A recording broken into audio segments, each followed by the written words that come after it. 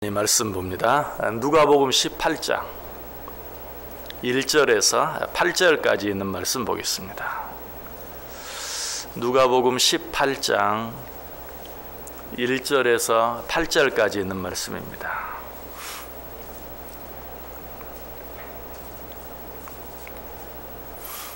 누가복음 18장 1절에서 8절까지 한 절씩 교독합니다. 제가 먼저 1절 읽습니다. 예수께서 그들에게 항상 기도하고 낙심하지 말아야 할 것을 비유로 말씀하여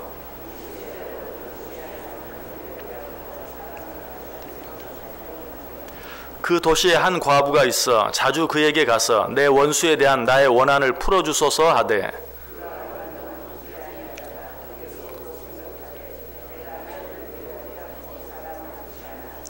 이 과부가 나를 번거롭게 하니 내가 그 원한을 풀어주리라. 그렇지 않으면 늘 와서 나를 괴롭게 하리라 하였느니라. 하물며 하나님께서 그 밤낮 부르짖는 택하신 자들의 원한을 풀어주지 아니하시겠느냐? 그들에게 오래 참으시겠느냐?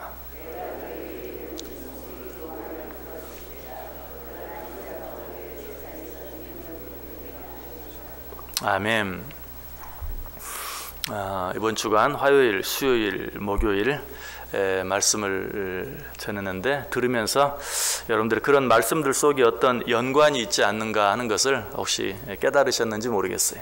맨 첫 번째 시간에는 너희 자신을 잘 다스리고 극복해야 한다. 우리 자신과의 싸움에서 승리할 수 있어야 된다 하는 것 말씀드렸고요. 두 번째는 우리가 인생을 살다 보면 여러 가지 많은 장애물들이 있다. 그 장애물들을 잘 이겨낼 수 있어야 한다 하는 것 말씀드렸고요. 세 번째는 염려를 이겨야 한다. 우리의 삶 가운데 살아갈 때 염려가 될 때가 많이 있는데 그 염려들을 또 잘 다스리고 이겨낼 수 있어야 된다. 뭐에 대해서 말하고 있는 것 같아요? 우리가 우리의 삶을 살아가면서 싸워서 이겨야 될, 싸워서 물리쳐야 될 여러 가지 일들을 말씀을 드렸습니다. 오늘 그 말씀들에 이어서 한 가지 더 우리가 우리의 삶을 살아가면서 특별히 신앙생활을 하면서 마땅히 싸워 이겨야 될 것 한 가지가 있어요. 그것이 뭔 것 같습니까? 오늘 본문이 뭐에 대해서 말하고 있는 것 같아요? 낙심을 물리쳐야 한다. 우리가 신앙생활을 하면서 낙심할 때가 너무 많아요. 자, 지난 시간에 염려를 이겨야 한다. 염려를 이기기 위해서 어떻게 해야 한다고 말씀드렸죠? 염려는 기도의 제목이라는 사실을 알고 염려를 기도로 바꿀 수 있어야 된다라고 말씀드렸어요. 자, 그런데 여러분 가운데 기도하지 않는 분 계십니까? 그런 분은 한 분도 없죠. 하나님을 믿는 사람 치고 기도하지 않는 사람은 한 사람도 없어요. 특별히 이 새벽에 여기 나와 있는 여러분들 가운데 기도하지 않는 분 한 분도 없죠. 물론 새벽에 나와서 우리가 하나님께 예배 드리지만 그러나 특별히 새벽에는 어때요? 기도하기 위해서 이 자리에 나오는 분들이 많아요. 여러분들 가운데 기도하지 않는 사람은 아무도 없어요. 자, 그렇다면 이 자리에 나와 있는 우리 가운데는 아무런 문제가 없나요? 기도하는 사람에게는 아무런 문제가 없나요? 그렇지 않아요. 기도하는 사람들의 가장 큰 문제가 한 가지 있어요. 기도하다가 낙심한다는 것이.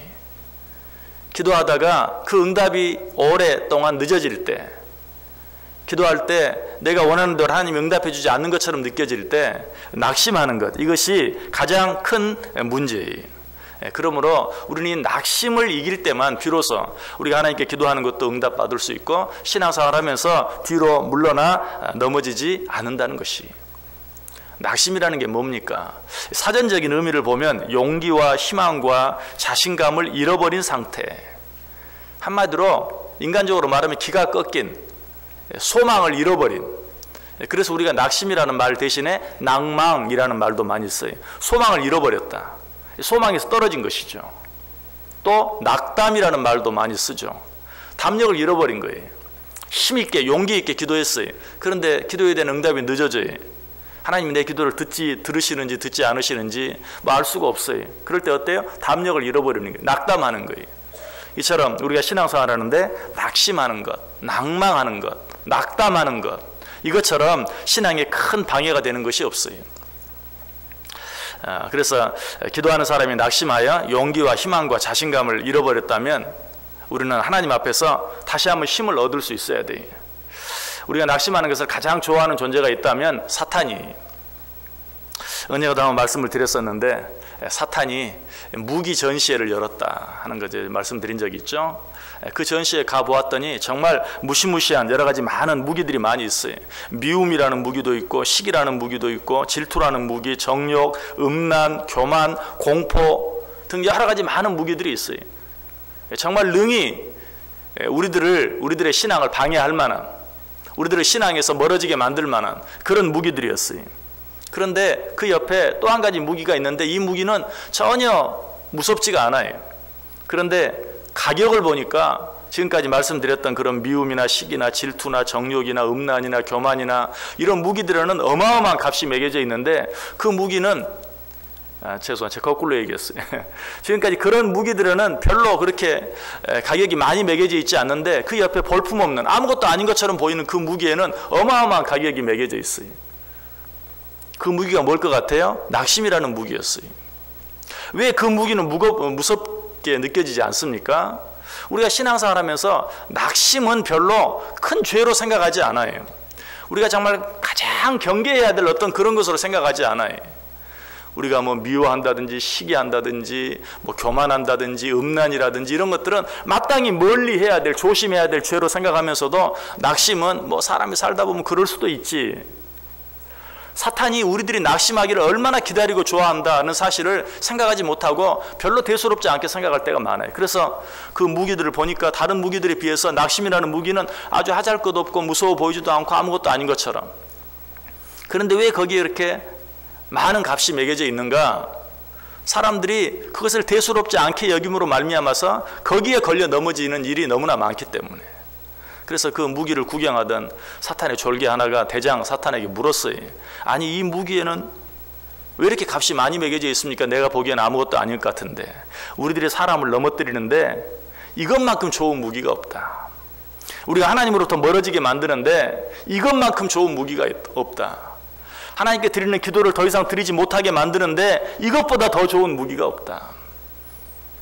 만들어낸 이야기지만 정말 그럴듯한 것이 우리가 신앙생활 하면서 정말 신앙의 손해를 가장 많이 보게 되는 중요한 이유 가운데 한 가지가 무엇인가? 낙심하기 때문에 그래요. 자, 그런데 왜 낙심하게 되는가? 역시 제가 여러분에게 자주 드렸던 말씀 한 가지가 있어요. 사람은 사랑의 대상이지 신뢰의 대상이 아니다. 여러 번 말씀드렸죠. 사람은 사랑의 대상이, 하지만 신뢰의 대상은 아니다. 그렇다고 뭐 사람을 늘 불신하라 그런 말이 아니. 사람은 항상 바뀔 수 있고 사람은 항상 변할 수 있어요. 그런 사람들의 약함을 보면서 그 사람을 더 사랑해 줘야지 그 사람을 신뢰하면 언젠가는 반드시 낙심하게 되어 있어요. 사랑의 대상과 신뢰의 대상을 바로 잘 구별해야 돼요. 사람들은 다 사랑의 대상이. 내가 누군가를 사랑하면, 진심으로 사랑하면 낙심하지 않아요.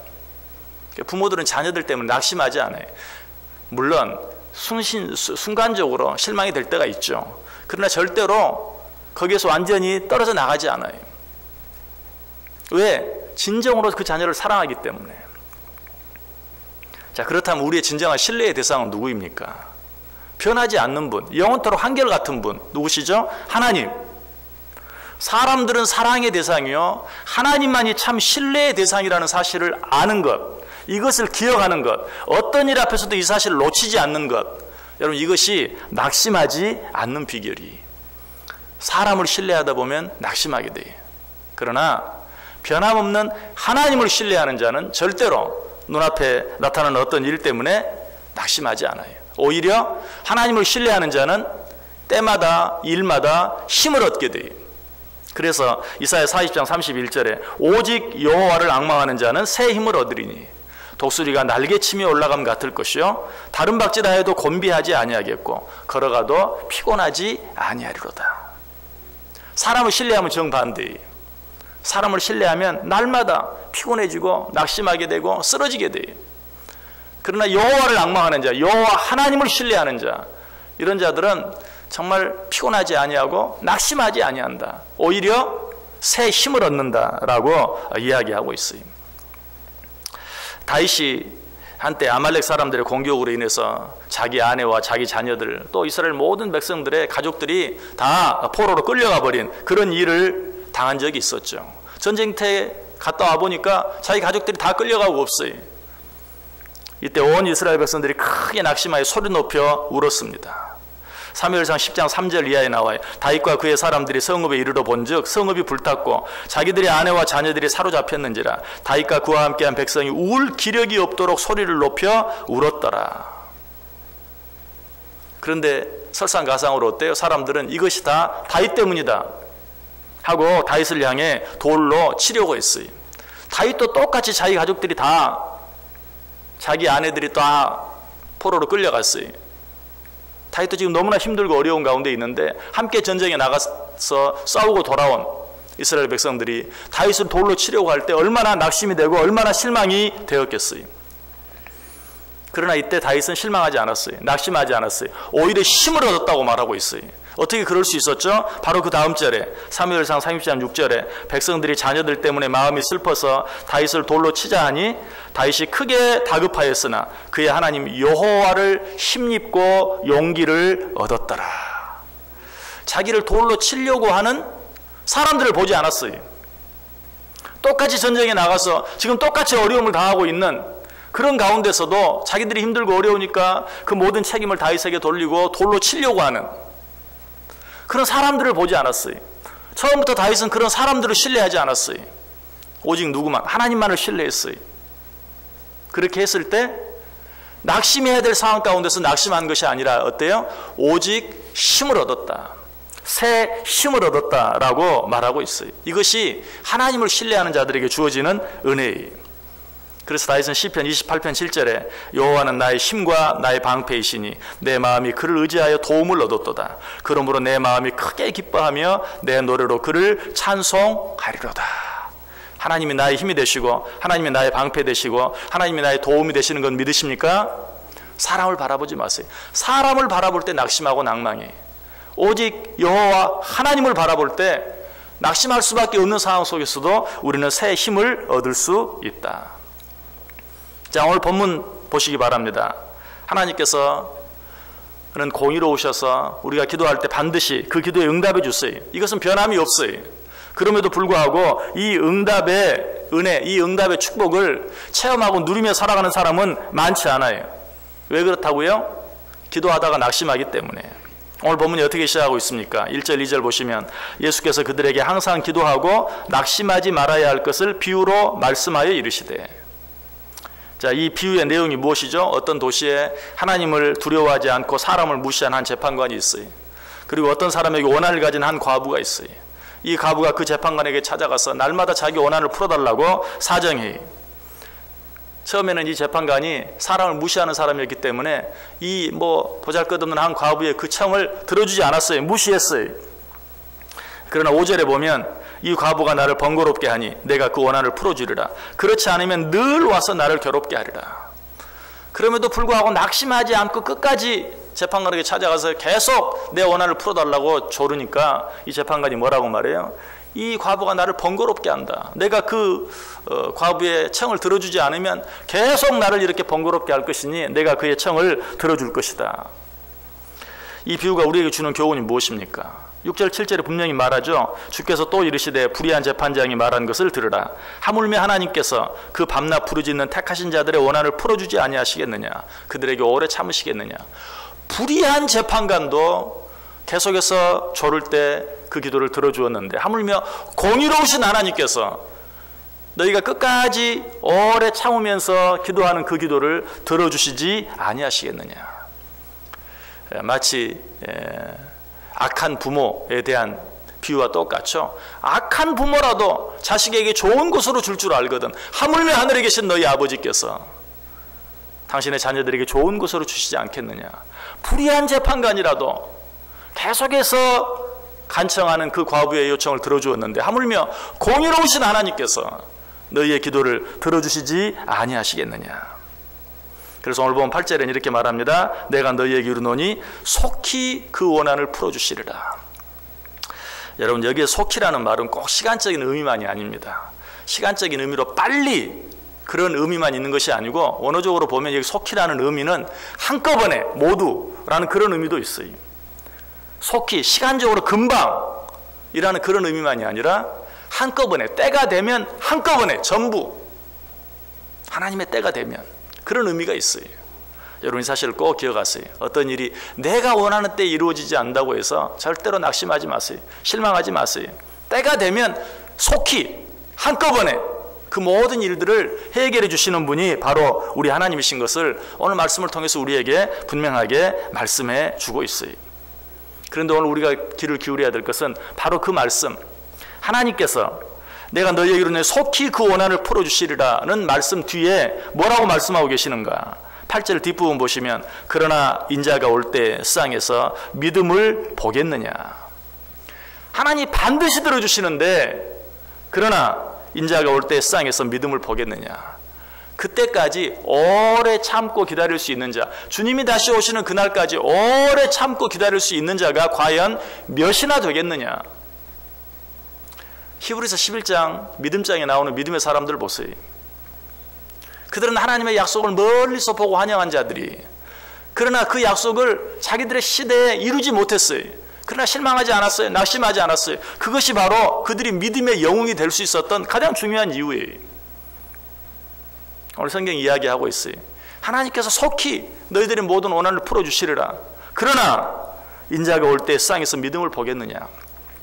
하나님께서 원하시는 때까지 실망하지 아니하고 낙심하지 아니하고 참고 기다릴 자가 몇이나 있겠느냐. 사도 바울은 갈라디아서 6장 9절에 말합니다. 우리가 선을 행하되 낙심하지 말지니 포기하지 아니하면 때가 이름에 거두리라. 낙심하지 아니하면, 포기하지 아니하면. 여러분, 포기라는 말을 언제 쓴다고요? 김장할 때, 배추 포기 셀 때나 쓰는 말이다. 포기하지 마세요. 신앙생활 할 때는 포기라는 말을 쓰지 마세요. 너희들이 실망하여 낙심하여 포기하지 아니하면 때가 이름에 거두리라 라고 우리에게 분명히 말씀해 주고 있어요. 자, 그렇다면 포기하지 않기 위해서는 어떻게 해야 할까요? 히브리서 12장 오늘 3절에 보면 너희가 피곤하여 낙심하지 않기 위하여 죄인들이 이같이 자기에게 거역한 일을 참으신 일을 생각하라. 우리의 죄를 끝까지 참아주신, 우리의 죄를 사해 주시기 위해 십자가의 고난을 끝까지 참아내신 주님을 묵상하라고 말하고 있어요. 너희가 피곤하여 낙심하지 않기 위하여 죄인들이 이같이 자기에게 거역한 일을 참으신 일을 생각하라. 여러분, 이제 사순절이 시작되었습니다. 사순절, 특별히 어떤 주간입니까? 주님의 고난을 묵상하는 주간이. 이번 주 수요일부터 사순절이 시작되었는데, 여러분 이 사순절 기간에 특별히, 항상 그러해야 하지만 특별히 오래 참으신 그 주님의 고난을 깊이 묵상해 보세요. 주님의 고난을 깊이 묵상하는 자만이 실망하지 아니하고 낙심하지 아니할 수 있다. 주의 고난을 깊이 묵상한, 정말 자기를 끝까지 거역한 그 악한 자들을 끝까지 참아내신, 십자가의 그 고난을 끝까지 견뎌내신, 참아내신 주님의 고난을 깊이 묵상함으로 우리가 신앙생활하면서 실망하지 아니하고 낙심하지 아니함으로 하나님의 때가 이름에 하나님께서 우리를 위해 예비하신 것들을 풍성하게 받아 누리며 살아가는 복된 인생들 다 되실 수 있기를 주님의 이름으로 간절히 축원합니다.